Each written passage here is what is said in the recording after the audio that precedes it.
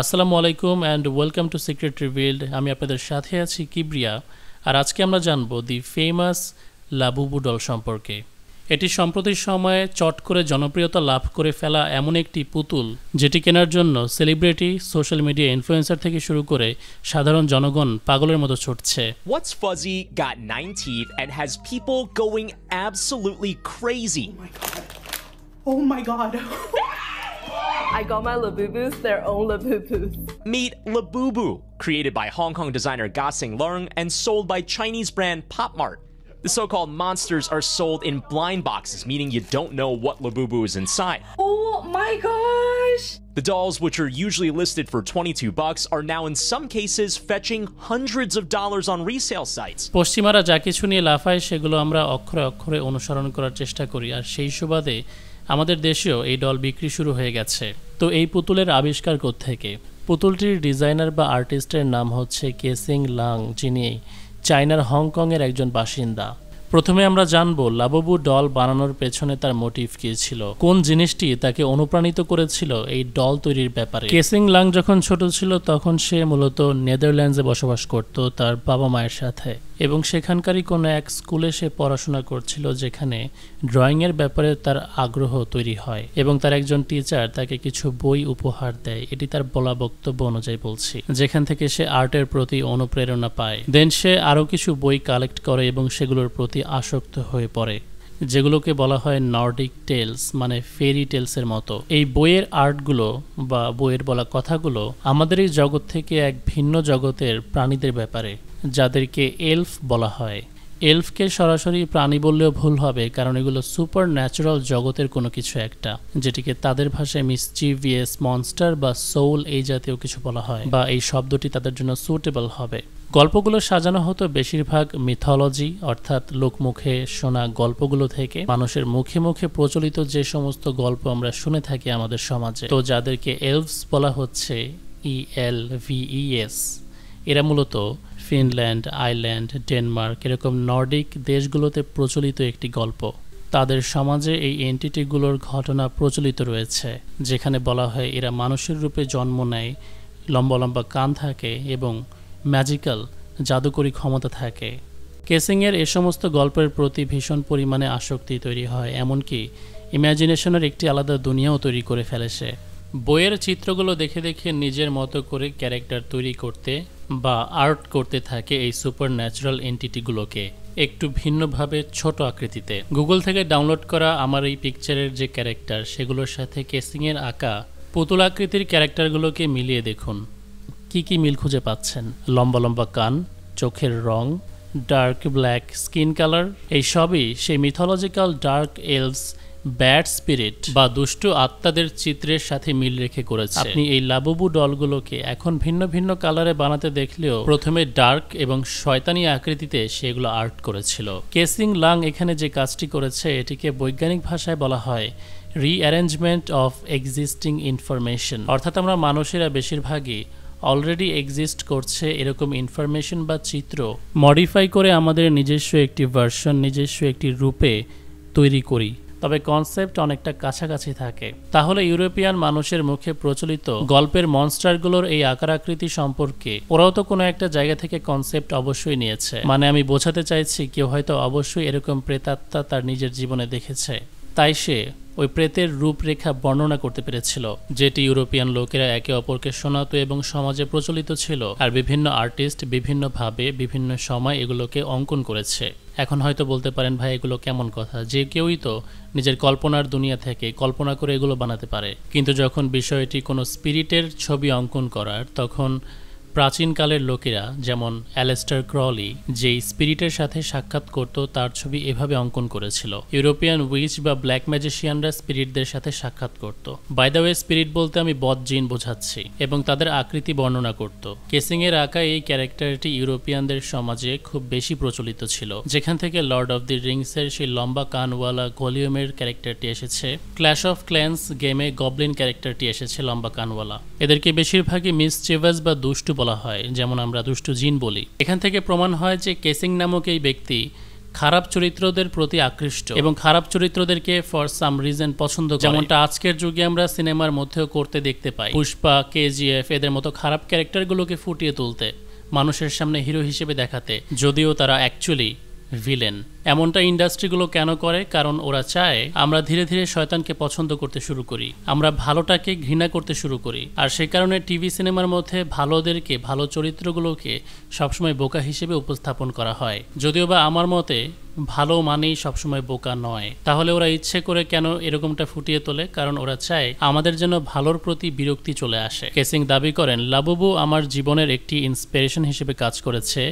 Mischievous কিন্তু inherently kind and brave, কিন্তু সহজাতভাবে নম্র এবং সাহসী, যা আমাকে সাহস যোগাতো সে সমস্ত কাজ করতে যা করার সাহস আমি পেতাম না। Labubu is the elf living in the forest. সে আরও বলছে যে এই পুতুলটিকে সে পশ্চিমা এবং চাইনিজদের মিথোলজিক্যাল মনস্টার্স এবং স্পিরিটদের যে ঘটনা বা সেই ঘটনার ক্যারেক্টারের কম্বিনেশনে তৈরি করেছে।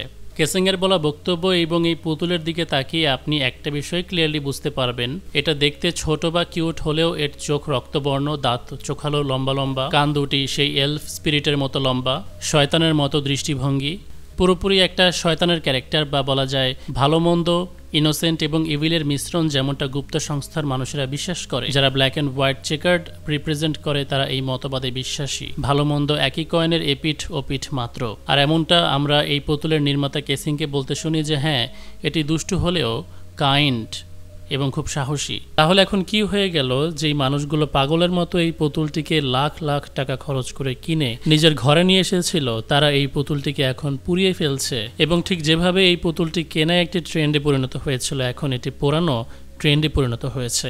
People say Labubu isn't just a toy, it's cursed. Owners have reported hearing whispers at night. Some even swear the figure moved on its own. One collector in China claimed his Labubu changed position while he slept. Others say it brings bad luck if kept near your bed. Its creator, Kaising Lung, says Labubu was born from dark fairy tales, but some believe it's more than fiction. With its sharp teeth, hollow stare, and twisted grin, it doesn't just look demonic. Some think it is. যারা এটি ক্রয় করে বাসায় নিয়ে গিয়েছিল তাদের কেউ কেউ বলেছে রাতের বেলায় তারা লাবুবু ডলটিকে ফিস ফিস করে কিছু বলতে শুনেছে। আবার কেউ বলেছে পুতুলটিকে এক জায়গায় রেখে রাতে ঘুমানোর পর সকালে উঠে দেখে সেই জায়গা থেকে পুতুলটি অন্য পজিশনে চলে গেছে। আবার কেউ বিশ্বাস করে এটি আশেপাশে রাখলে বা ঘরের মধ্যে আনলে নেগেটিভ এনার্জি চলে আসে। এখন এই গল্পগুলোর মধ্যে কয়টা সত্য তা তো আমার জানা নেই। কিছু মানুষ সোশ্যাল মিডিয়া অ্যাটেনশন পাওয়ার জন্য এমনটা বলতে পারে, কারণ যেহেতু এই পুতুলটা ডিমন বা মনস্টারের মতো দেখতে, আবার এই ট্রেন্ড চলছে, এর সুযোগ নিয়ে মিথ্যা কথাও ছড়াতে পারে। বাট আমি আপনাকে সত্য একটা কথা বলি, চাইনিজ এবং ইউরোপিয়ান মিথোলজিতে থাকা ডিমনের সাথে তো এই পুতুলটিকে অনেকেই মিলিয়েছিল এবং স্বয়ং যে এই পুতুল বানিয়েছে সেও। তবে আরও কিছু গবেষকরা দাবি করেছে যে এইটা আমাদের প্রাচীনতম সভ্যতা মেসোপটেমিয়ান সভ্যতার একটি ডিমন ক্যারেক্টার পাজুজুর সাথে সাদৃশ্যপূর্ণ। আর ইন্টারেস্টিং বিষয় কি বলবো, মেসোপটেমিয়ান সভ্যতা কোন এরিয়ার আশেপাশে ছিল জানেন? ইরাক ছিল ব্যাবিলন, যে ব্যাবিলন মেসোপটেমিয়ার গুরুত্বপূর্ণ একটি শহর ছিল, যেখানে হারুত ও মারুত নেমেছিল।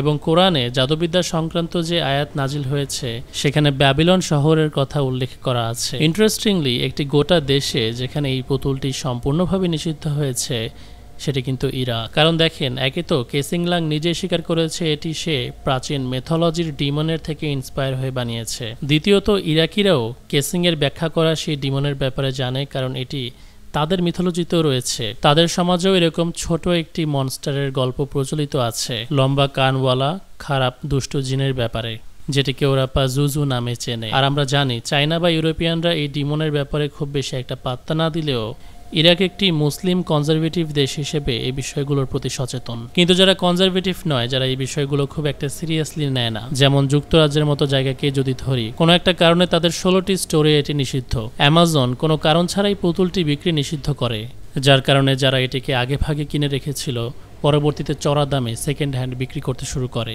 যার ফলে এই পুতুল কেনার ক্রেজ মানুষের মধ্যে বেড়েছিল। আচ্ছা, অনেক কিছুই তো বললাম, এখন মূল কথায় আসি। সূরা নিসার 117 নম্বর আয়াতে আল্লাহ তাআলা বলছেন, তারা আল্লাহকে পরিত্যাগ করে শুধু নারী মূর্তির আহ্বান করে এবং তারা কেবল বিদ্রোহী শয়তানেরই পূজা করে। নারী মূর্তি বলতে তখনকার মক্কায় 3জন ডিমনের মূর্তি তৈরি করে পূজা করা হতো, লাত, মানাত, উজ্জা।